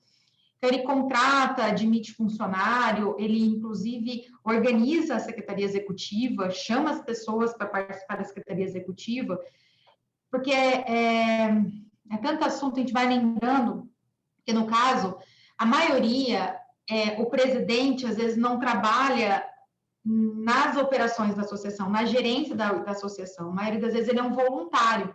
Aí ele monta a secretaria executiva para atuar, para operar a associação. Algumas das vezes ele é o presidente e ele faz parte da secretaria executiva. Aí, no caso, ele está ali dentro de um cargo, numa função. Por exemplo, um professor de atletismo, ele pode ser o presidente da associação e ele pode estar dentro da secretaria executiva dando aula para atletas, dando aula de atletismo, então, e sendo remunerado por isso. Então, existe várias formas aí de... Esse conselho de administração, ele vota e ele é votado nas assembleias de eleição, né? Ele pode se candidatar a cargos, junto com os associados efetivos. A gente sempre determina duas modalidades de associados para concorrer a cargos, mas também isso tudo depende dos interesses e da forma de se constituir a organização. Aí o Conselho Fiscal é aquele que aprova as contas, né? Aquele que fiscaliza as operações, principalmente aquelas financeiras. Inclusive, os próprios associados patrocinadores, aqueles associados que aportam dinheiro na associação, que patrocinam eventos, ações sociais, eles podem vir participar do Conselho Fiscal. A gente até orienta que assim seja, porque fica muito transparente, né, as contas da associação. O Conselho Fiscal tem acesso ao balanço financeiro a qualquer momento, o Conselho Fiscal, ele tem que assinar as atas, né, onde delibera a compra, recurso, né, destinar recursos para certas ações, e geralmente são 2 membros, mas isso pode também aumentar no caso de participação dos patrocinadores. Então, em todas as AGOs, a gente faz um parecer do Conselho Fiscal aprovando aquelas contas, né, então ele tem essa função também, junto com o Conselho de Administração, a gerir também a Secretaria Executiva, tá? Inclusive, se não é por exemplo, eu sou atleta e eu participo do Conselho Fiscal, eu sou um professor e eu participo do Conselho Fiscal. Eu não tenho condições de ler um balanço, eu não sei ler um balanço, o contador vai me entregar o balanço financeiro e o que eu vou fazer com isso? Como que eu vou aprovar isso? Ele pode contratar uma auditoria externa, ou ele pode contratar uma comissão específica, um contador para dar esse parecer para ele. Olha, está tudo certo, então ele pode também terceirizar isso, sempre em prol da entidade, sempre com a função de trazer transparência para essa organização. Aí, aqui está o Conselho dos Atletas, né? Ele é constituído por associados atletas de qualquer modalidade desportiva, sendo composto de 2 membros eleitos entre os indicados pelos associados mantenedores e efetivos, com mandato de 4 anos, com direito à reeleição com os seguintes cargos: um coordenador e um adjunto. Isso, gente, são exemplos, tá? A gente não tem... a forma que a gente constitui hoje, que a gente já constituiu algumas organizações de esporte. Aí compete ao Conselho de Atletas definir programas, projetos, planejar atividades, assessorar e orientar os programas, assessorar e orientar os programas e projetos, convocar reuniões, definir comissão de ética, integrar as atividades com a comunidade, o governo e instituições. É super importante que tenha esse conselho, porque dentro do Conselho de Atleta é onde está a expertise. É onde está o olhar voltado para a finalidade da associação de atletas. Então, é sempre bom trazer próximo aqueles que têm a vontade de prestar o serviço efetivo na forma de difundir aí as finalidades da associação de esporte. Aí, como eu falei, a Secretaria Executiva, até tem uma fotinha aí de um possível organograma, é aquela que executa o serviço, aquela que põe na massa, a mão na massa, né? Aquela que escreve o projeto, que publica, aquela que capta recurso, aquela que traz uma forma de auferir, de ter uma receita diferente, é o administrador, é o RH, é o marketing, é o que faz o banner de divulgação, é as pessoas que estão na lida, né? A assistência social, aquele que vai atrás de cestas básicas, aquele que vai atrás de material de esporte, né? Aquele que consegue um patrocínio, é a Secretaria Executiva, aquele que executa as funções ali dentro da entidade. Aí tem as partes técnicas, né? Por exemplo, na AGO vai se apresentar o plano de trabalho em 2021, por exemplo. Agora, em março, a gente vai fazer uma AGO e vai divulgar o plano de trabalho em 2021. Às vezes, o plano de trabalho sai da Secretaria Executiva. É ela que elabora e apresenta para os conselhos, e os conselhos vão aprovar ou não nessa Assembleia Geral, tá? Ou então adequar, trazer novas referências. Então, o plano de trabalho, como eu vou atuar, né? O que eu vou fazer esse ano? É isso que a Secretaria Executiva faz na AGO, que acontece em março. E sempre está sob o comando do Conselho de Administração. Aqui, disposições gerais, né? As disposições gerais é o que claro, a gente tem muito que falar do estatuto, mas são coisas técnicas, operacionais, até jurídicas, que o próprio Código Civil determina. Nas disposições gerais do estatuto, a gente coloca muito a legislação que rege o terceiro setor, a própria obrigação da parte contábil, a transparência, né, como extinguir uma associação, aquelas organizações que buscam certificações de OCIP, de SEBAS, né, as entidades que têm interesse de participar aí de imunidades. A gente tem algumas regras muito claras na hora de construir um estatuto para trazer um pouco de clareza para aquele que vai apreciar esse documento. Então, nas disposições gerais, a gente traz aí, como, por exemplo, sendo resolvida a extinção, o patrimônio, os bens, deverão, caso a associação deixar de existir, para onde vai o seu patrimônio? A gente coloca que vai para uma instituição similar, com uma atividade similar, né? São regras que a própria legislação de OCIP mesmo, e de SEBAS, determina que a gente faça. A associação aplica suas rendas, recursos e eventuais resultados operacionais integralmente no território nacional e na manutenção e desenvolvimento de seus objetivos. Isso é um requisito legal, a gente deve colocar. A associação não pode pegar o dinheiro dela aqui e mandar para uma associação fora do Brasil, né? Ela tem que manter o seu patrimônio aqui.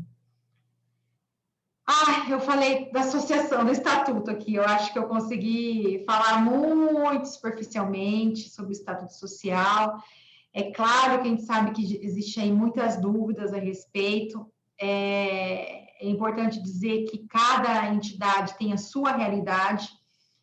É importante dizer que cada entidade tem o seu viés social, né? Tem o seu coletivo. Então, esse estatuto é bem construído de acordo com a história aí daquele que está constituindo, né? Daquele que é o idealizador do projeto. E esse assunto é um pouco chato, qual a diferença entre imunidade e isenção para esse horário do dia, numa quinta-feira, vamos falar de direito tributário, né? Mas é um direito das organizações do terceiro setor, a gente tem a função de fomentar essa informação, inclusive meu propósito de vida é trazer o reconhecimento da imunidade tributária para as organizações do terceiro setor, que eu entendo que as organizações do terceiro setor, né, as associações, elas estão à frente do trabalho essencial para a humanidade. É ali que está a expertise, é ali que acontece o atendimento de fato social, né, onde que aquele gestor, aquele que está ali com a comunidade, inclusive nessa situação de pandemia, a gente pode observar muitas ações junto com as organizações sociais, né, a dificuldade do órgão público ou de grandes empresas chegar na comunidade, o que elas fizeram? Qual que é a organização social que rege esse bairro? Qual que é a organização social que está dentro da comunidade? Fale comigo para levar esse recurso, né? O álcool gel, a cesta básica, lá dentro daquela comunidade em loco. Então, por tudo isso e mais um pouco, eu entendo a necessidade desse direito, dessa garantia constitucional, que é a imunidade tributária, ser usufruída pelas organizações do terceiro setor. O Marcos falou um pouco, né, do que é a imunidade tributária. A imunidade, ela é constitucional. A imunidade, ela é um direito, está na Constituição Federal, no artigo 150, né, e em outros aí. Essa imunidade, ela condiz a todos os tributos de âmbito municipal, estadual e federal. Então, a entidade, ela pode prestar serviço, ela pode vender produtos, inclusive, se tiver alguma entidade aí que faz bazar e não emite nota, trabalha-se na ilegalidade. Eu tenho certeza que deve ter gente aí que já participou de organizações sociais, que tem lá o bazar, a Feira da Pichincha, que vende as suas coisas usadas, não existe o inventário dessas coisas que entram na entidade, não é valorizado isso para contabilidade, e ela vende esses produtos, não entrega nenhum recibo e não emite nenhuma nota. Isso é uma ilegalidade, já trabalha na ilegalidade. As prefeituras nem entendem que isso é obrigatório fazer. Por isso que não existe fiscalização, mas já estou dizendo para vocês, quem trabalha assim está trabalhando errado. Todo recurso financeiro da entidade, ela deve ser contabilizado, deve ser emitido nota da prestação do serviço em si. Então, também, voltando para o estatuto, se no seu estatuto social, e se no seu CNAR do CNPJ não aparece lá vendas, produtos de bazar, pronto, você está atuando aí sem regularizar essa atividade na sua entidade. Então, esse direito é constitucional, todos os tributos aí, até fizemos uma lista, vocês vão receber esse material e vocês vão entender melhor aí quais são eles. A isenção é um tipo de situação em que o órgão tributante, né, o órgão que manda a tua guia lá do imposto, né, nós estamos na época do imposto de renda, vocês devem estar sabendo bem que a Receita Federal lá te cobra o imposto de renda. Esse órgão tributante, ele vai te isentar, ele isenta você, até um exemplo que houve uma discussão agora em relação às pessoas com deficiência, para pagar o IPVA. O Estado de São Paulo sempre isentou o IPVA das pessoas com deficiência, e esse ano ele falou assim, não, eu vou cobrar. Eu vou cobrar das pessoas com deficiência, porque essa isenção, ele contou uma historinha, essa isenção não está ligada a sua função de PCD, de pessoa com deficiência, de eu não ter a função, de eu não conseguir dirigir, né? Então eu preciso de um carro adaptado. Não está ligado a isso. Eu vou tirar isso porque a isenção está ligado a pessoa com deficiência precisar ou não de carro. Gente, isso foi a pior história que eu já ouvi. Aí o STF já derrubou isso e realmente não foi cobrado esse ano o IPVA. Mas no caso, como é uma isenção, o Estado pode conceder e pode tirar, tá? Isso é a isenção tributária. No caso de imunidade, é um direito constitucional. A isenção, o tributante, né, nós que geramos o tributo, nós cometemos o fato gerador. É assim que o tributarista fala. Eu cometi o fato gerador, quer dizer, eu comprei um imóvel, eu cometi o fato gerador do IPTU, né? Eu comprei o imóvel é meu, eu vou pagar, porque eu sou dona. No caso da imunidade, não existe nem o fato gerador do tributo.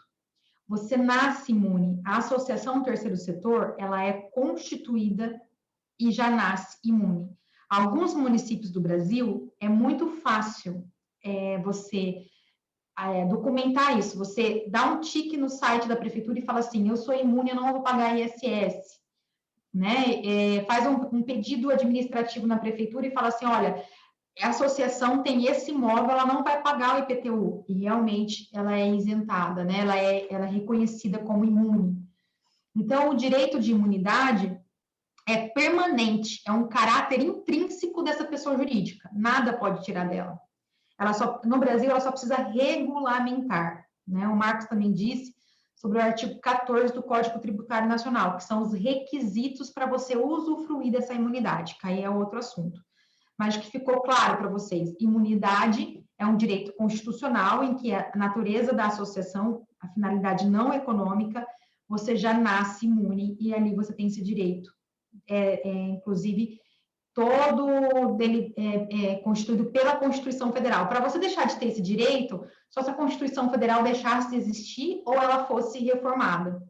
E no caso da isenção, não. Na isenção, ela é regulada por leis ordinárias, né, muitas das vezes leis municipais, decretos, e não por uma lei complementar, que é no caso da Constituição Federal e o Código Tributário Nacional. Então, as associações, elas são imunes de todos os tributos federais, municipais e estaduais. Não é isenta, elas são imunes. E agora? Acabou? Ai. Deixa eu ver. Ah, sim, acabou, é isso mesmo. Eu só queria complementar dizendo o seguinte, que as associações, para elas deixarem de... hoje no Brasil, para elas conseguirem regulamentar a imunidade dos tributos, muitas das vezes elas têm que entrar com um pedido administrativo nas prefeituras. Isso ocorre muito nos municípios pequenos. São Paulo, Rio de Janeiro, Brasília, Curitiba... grandes metrópoles, hoje é muito simples, você constitui, clica lá dentro do site da Receita Federal, clica no site do ISS municipal e já se autodeclara imune. Em alguns municípios menores, o que a gente faz? A gente faz um requerimento, onde a gente demonstra a base legal dessa imunidade e ele passa por todo o jurídico da prefeitura até a gente conseguir que esse direito seja, de fato, concedido.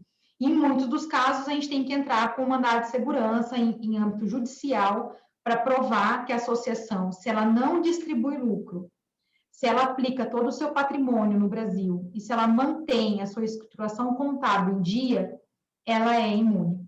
Então, esses documentos, eu acho que o Marcos chegou a falar um pouco hoje, mas eu acho que tem que se falar mais um pouco amanhã. Esses documentos, eles são a casa, né, a essência dessa organização. Então, se eles estão em dia, ela pode usufruir de imunidade. São a parte contábil, eu falo que é a transparência e o que tem que acontecer para a gente conseguir instituir esse direito. e também debater juridicamente em caso de cobrança desses tributos. Acho que a minha contribuição hoje é essa, acho que o Marcos está aí. Não sei, posso ver, né, Marcos? Tem algumas perguntas aqui Eu no estava chat. vendo aqui já. Muito bom, Fernanda, muito obrigado. Muito boa a explanação. É importante, né? É uma parte jurídica, uma parte técnica, mas é fundamental, né? Para a gente estar legalizado e poder usufruir de vários benefícios aí. Nós estamos bem em cima do nosso horário previsto, né? Que é às 22 horas, né? Algumas perguntas nós acabamos respondendo até já diretamente no chat, respondemos, né?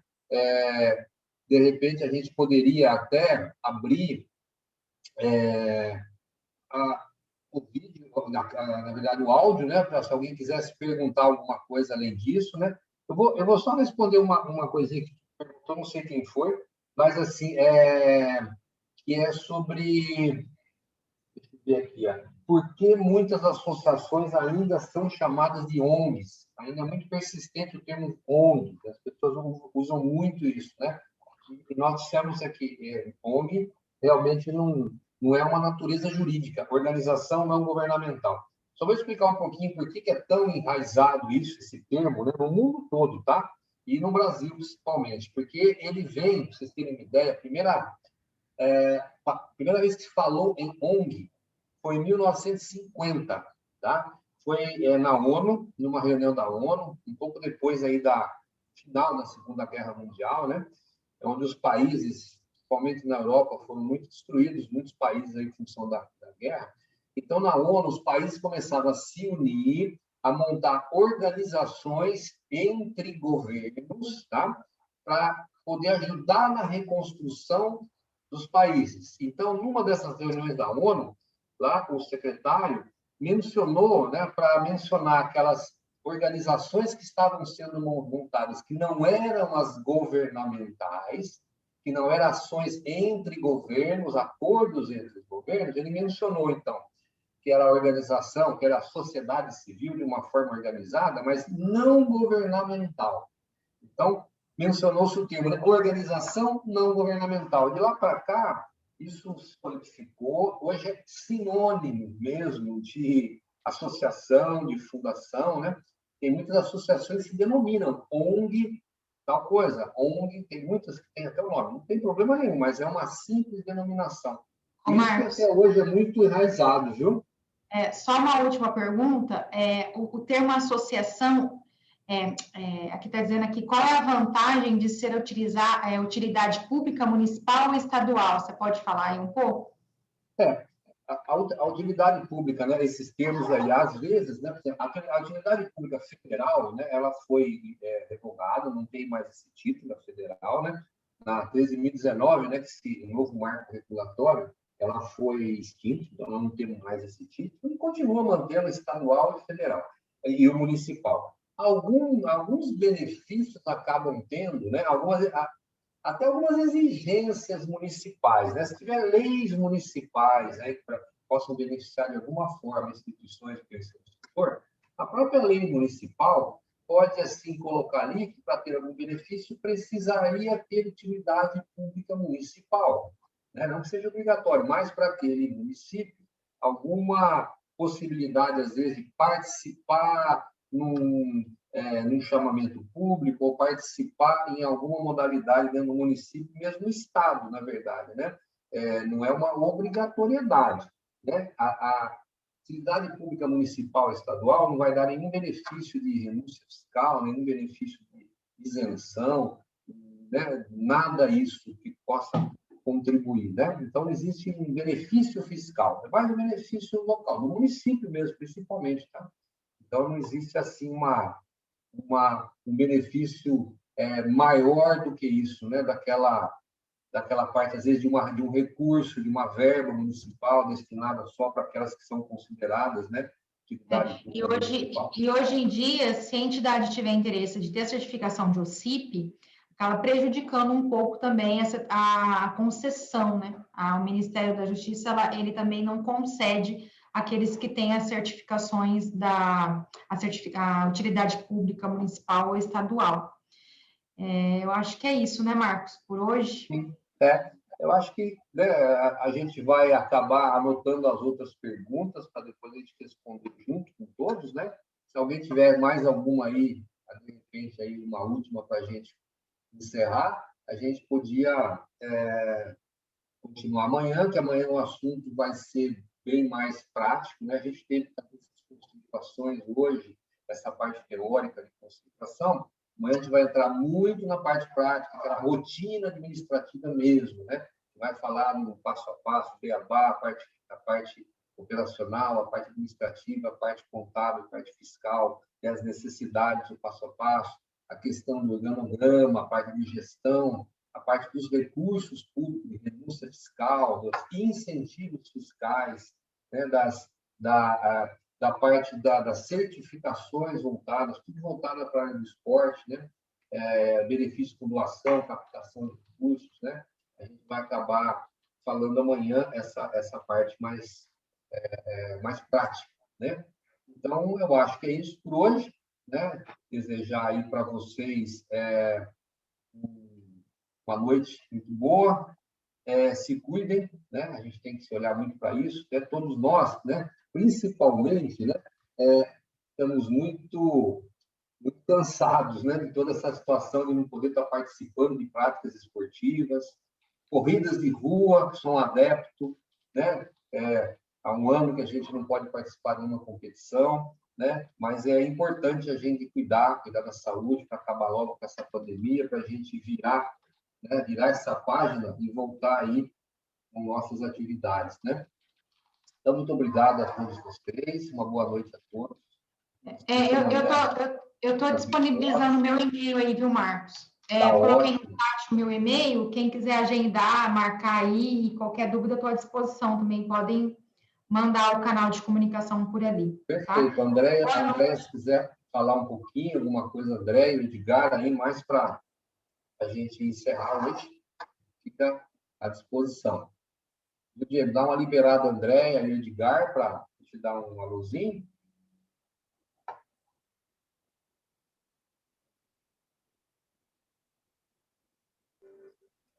Só desejar boa noite para todos e amanhã estamos juntos novamente, hein? Muito conhecimento aí, vamos aproveitar. Vamos estar aqui firme e forte amanhã. Boa noite. Boa noite, pessoal. O André está sem som. Estou tentando, viu, André? Também não estou conseguindo. André, você tem que colocar no seu aí para tirar o muro. Do lado esquerdo. Agora foi, né? Muito bom. Então, gente, é muito legal poder estar aqui participando com todos vocês desse assunto que é a nossa paixão, né? Quem trabalha com esporte vive essa paixão no dia a dia. Essa é o nosso DNA, né? E eu estava pensando aqui, na hora que a Fernanda comentou, essa parte é muito chata e tal, Fernanda. Até concordo com você, mas eu aprendi nesses anos todos aí com o Edgar, no Instituto Correr Bem, e também agora com o Instituto Agrega, e com essa parceria também de tantos anos com vocês aí do Birô, que essa parte, apesar dela ser muito burocrática, muito teórica, assusta um pouco, né, as pessoas que estão assistindo. O Carlos até comentou, nossa, quem quer estabelecer uma associação desiste, gente, porque é desesperador. Mas só que a gente precisa vou dar uma pincelada do assunto que a gente vai falar amanhã, que é tudo isso que o Marcos e a Fernanda falaram com muita propriedade, como a Fernanda disse, sem aprofundar muito, detalhar muito, porque o assunto é muito extenso e complexo. As entidades esportivas precisam entender que elas têm que andar nessa trilha, têm que andar nessa burocracia. Ela é fundamental para que a gente esteja apto a captar recursos das várias frentes que a gente vai falar amanhã.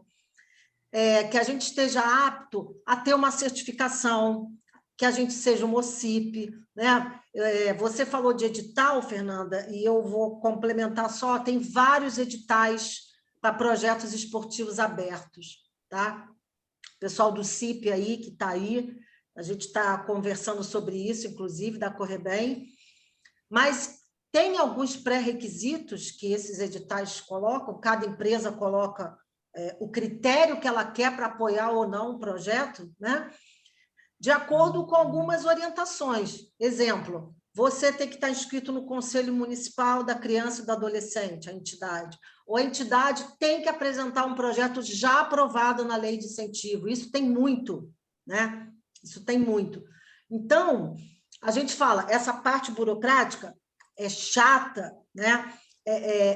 A gente precisa debruçar um pouquinho, e quem lida com esporte, a gente quer ver o evento sendo executado, a gente quer ver o atleta na competição, a gente quer ver aquelas crianças participando de um projeto social com cunho esportivo, mas a gente tem que entender que a gente precisa também saber entender um pouquinho dessa burocracia, porque sem isso, a entidade não anda na captação de recursos públicos, principalmente, tá? Então, André, é até assim, ó, a gente, com a experiência que a gente tem, a gente sabe que a cultura tem que mudar, virar a chave. É cultural você falar assim, eu vou ter uma associação na área do esporte, ou qualquer outra, tá? Isso para qualquer uma. Sim. Então, aquele viés filantropo que quer fazer pelo outro, que quer fazer pela sociedade, vai lá e constitui. Sim. O constituir é simples. Operar com ela, fazer ela acontecer é outra história. É verdade. Então, quando a gente fala de negócio social, a gente entende que as associações, pura e simples, as organizações sociais que têm só aquela finalidade não econômica e social, ela é uma empresa, ela é um negócio, e ela tem que ser gerido como um negócio. Verdade. Ela tem que provocar impacto, sim, só que ela tem que ter receita, ela tem que participar do PIB, ela tem que ter funcionários, ela tem que prestar contas. Então, a função nossa é essa. A gente tá E, Fernanda, só complementando o que você falou, a gente está nesse meio do esporte há muitos anos, eu acho que eu já nasci nesse meio, apesar de nunca ter sido atleta, mas isso é vamos dizer assim, usar um termo chulo, mas é um ranço que as entidades esportivas carregam, né? Normalmente, a gente começa com uma ideia, com uma iniciativa, por exemplo, o Instituto Correbem, de ex-atletas, né, que tinham vontade de contribuir para a sociedade através do esporte, né, impactando em vidas, enfim. Mas, e a gente monta a associação e a gente para um pouco e imagina que as coisas vão acontecer. A gente tem no nosso dia a dia, né, a gente sabe disso, quantas associações que a gente tem que regularizar, tem que acertar os estatutos, tem que botar ela para girar, como a gente fala, né? Porque não adianta só constituir e ficar esperando. Eu costumo sempre usar esse termo, as oportunidades, elas são cabeludas pela frente, careca por trás, né? Então, você tem que estar pronto para a oportunidade. É como eu falo, quase toda semana a gente recebe edital aberto para projetos esportivos. Mas se a entidade não tiver a documentação toda correta, não tiver, às vezes, uma certificação... A Andréia caiu. Deve ter caído a conexão da Andréia. Obrigada, viu, gente? Então, amanhã estaremos aí de novo, às 20 horas. Esperamos vocês. Boa noite a todos, até amanhã. Um grande abraço.